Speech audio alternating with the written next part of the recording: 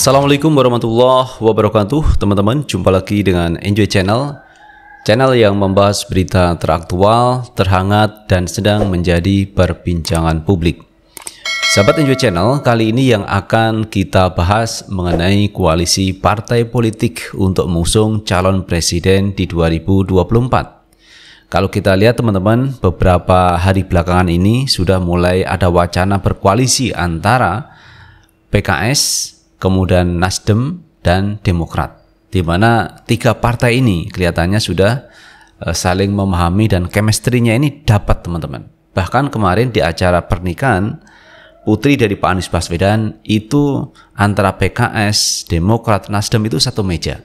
Dan ini kelihatannya cukup akrab sehingga memungkinkan pembicaraan-pembicaraan di awal untuk melakukan koalisi ini bisa semakin kelihatan terwujud teman-teman, dengan mengusung Anies AHY sebagai calon presiden dan wakil presidennya. Nah, koalisi ini bisa jadi ini bertambah lagi teman-teman, yaitu P3.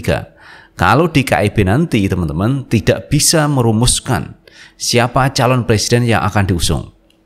Karena kemarin di KIB itu koalisi Golkar, P3, PAN ini kelihatannya kan belum sepakat untuk mengusung Ketua Umum Partai Golkar, Erlangga Hartarto, untuk menjadi calon presidennya. Nah, kalau ini tidak sepakat dan berujung akhirnya mereka pisah, maka kecenderungannya P3 akan mendukung koalisi dari Nasdem, kemudian PKS dan Demokrat. Kenapa begitu? Karena kader partai P3 itu kelihatannya lebih banyak mendukung Pak Anies Baswedan.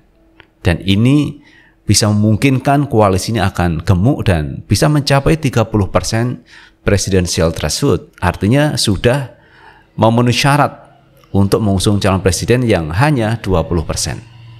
Nah, ini teman-teman menjadi kekuatan yang luar biasa. Belum lagi kalau nanti dari PA 212 kemudian Habib Rizik bergabung dengan gerbong ini atau koalisi ini, malah lebih nendang teman-teman. Dan bahkan ada prediksi bahwa PDIP dengan calonnya Puan Maharani akan kalah dengan calon presiden dari Anies dan AHY. Nah teman-teman, untuk lebih jelasnya coba kita baca beritanya. Kita ambil berita dari Tribun Sumsel teman-teman.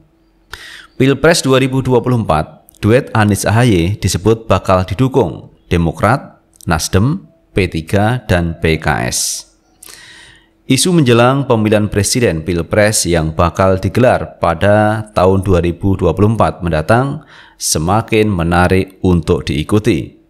Salah satu sisi yang menarik didengar adalah tentang pasangan yang bakal maju di 2024. Sejumlah nama pun sudah disebut bakal maju di Pilpres 2024 mendatang.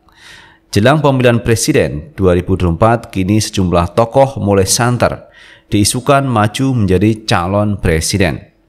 Sebut saja sosok Gubernur DKI Jakarta Anies Baswedan. Bahkan kini nama Anies santer dikabarkan bakal dipasangkan dengan putra mahkota Cikias, Agus Harimurti Yudhoyono. Managing Director of Paramadina Public Policy Institute Ahmad Khairul Umam menilai wacana duet Gubernur DKI Jakarta Anies Baswedan dan Ketua Umum Partai Demokrat Agus Harimurti Yudhoyono akan membuat banyak dinamika politik menjelang pemilu 2024. Pertama, wacana memasangkan Anies AHY berpeluang besar menjadi titik lebur antara kekuatan Nasdem dan Demokrat. PKS sendiri berpeluang besar bergabung ikut mengusung duet Anies AHY, kata Umam saat dihubungi Kompas pada Rabu 20 Juli 2022. Bahkan lanjut Umam, jika duet Anies AHY dideklarasikan lebih cepat, maka berpotensi mengubah peta koalisi Indonesia Bersatu atau KIB. Menurut Umam, belakangan ini KIB diterpa isu keretakan, di mana Golkar berusaha keras menegosiasikan posisi ketua umumnya Erlangga Hartarto sebagai calon wakil presiden cawapres. Sementara itu, kekuatan politik PAN mulai diisukan telah digadaikan kepada Erick Thohir. Jika KIB semakin sulit menemukan titik lebur dalam komposisi capres-cawapres, kemungkinan besar P3 akan check out dan menempuh jalur berbeda dengan ikut mendukung duet Anies Ahaye jelasnya. Umam mengatakan P3 akan menilai komposisi duet Anies Ahaye relatif sesuai. Di sisi lain, duet ini akan diterima oleh segmen pemilih loyal P3 yang berasal dari kalangan Islam moderat. Kedua, Umam menyoroti peluang terbentuknya koalisi Demokrat Nasdem PKS P3 jika mengusung Anies Ahaye. Dengan komposisi ini, peluang bakal koalisi ini memenangkan di Pilpres 2024 akan terbuka lebar.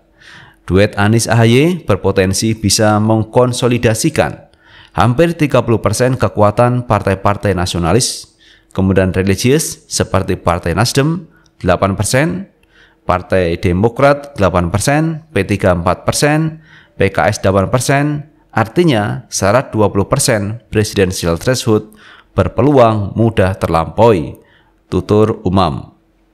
Bahkan lanjut Umam, koalisi ini tergolong cukup solid dan tidak mudah goyah. Alasannya mengingat partai-partai seperti Nasdem, Demokrat, PKS, termasuk partai-partai politik yang elit pimpinannya bisa mengontrol penuh keputusan strategis partai. Koalisi ini, kata Umam, bisa melakukan hal tersebut tanpa dihantui oleh manuver berbagai varian gerbong politik di dalam struktur internal kepartean masing-masing.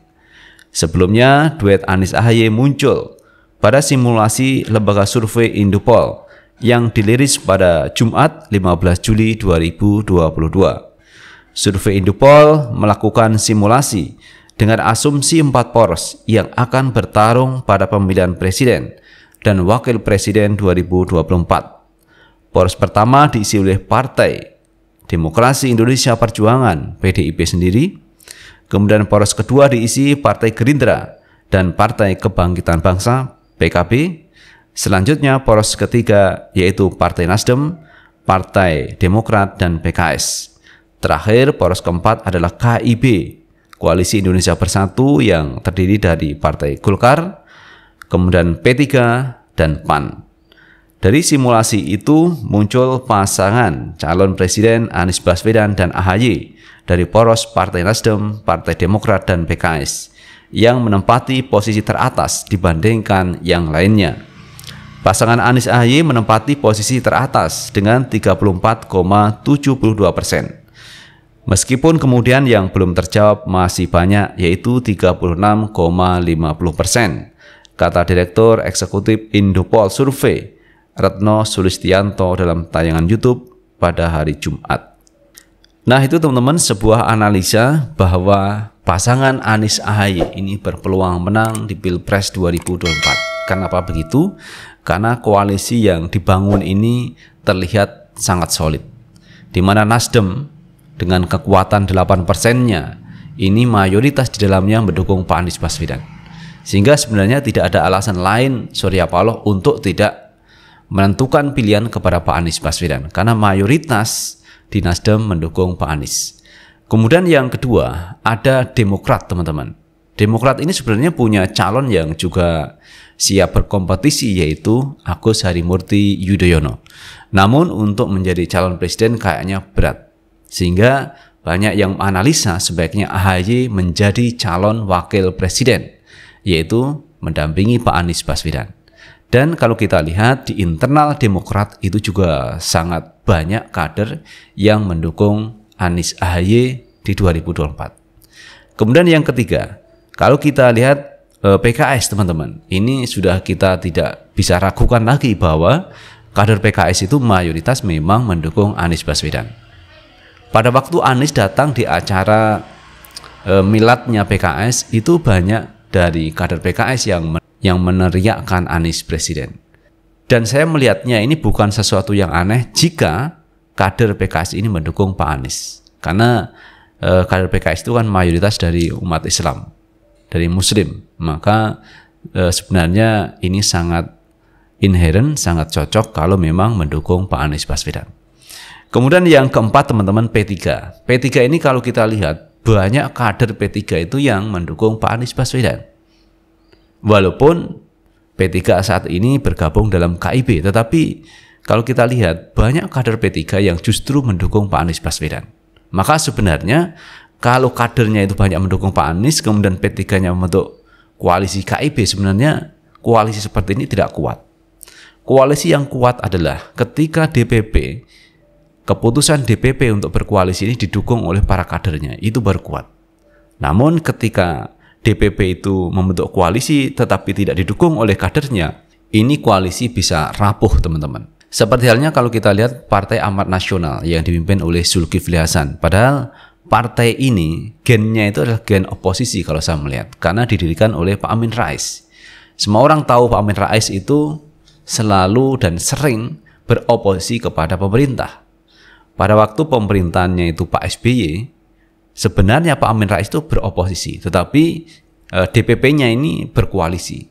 Jadi Pak Amin Rais justru mengambil jarak dengan pihak pemerintah. Dan kalau saya melihat memang ini adalah bagian oposisi yang dilakukan oleh Pak Amin Rais. Nah, ketika sekarang PAN dipegang oleh Zulkifli Hasan, ini saya yakin bahwa para pendukung PAN ini tidak menginginkan sebenarnya koalisi yang ada di KIB. Dan justru saya melihatnya kader dari PAN ini justru malah memilih Pak Anies Baswedan untuk menjadi calon presiden. Ini yang saya katakan bahwa koalisi seperti ini tidak kuat karena tidak didukung oleh para kadernya. Jadi itu teman-teman, sebuah analisa yang cukup luar biasa bahwa Pak Anies Baswedan ini berpeluang menang di Pilpres 2024 dengan kalkulasi seperti yang kita sampaikan tadi. Lalu bagaimana menurut pendapat teman-teman sekalian? Tulis di kolom komentar, karena komentar teman-teman akan sangat bermanfaat untuk yang lain. Sukses selalu. Billahi taufik wal hidayah. Assalamualaikum warahmatullahi wabarakatuh.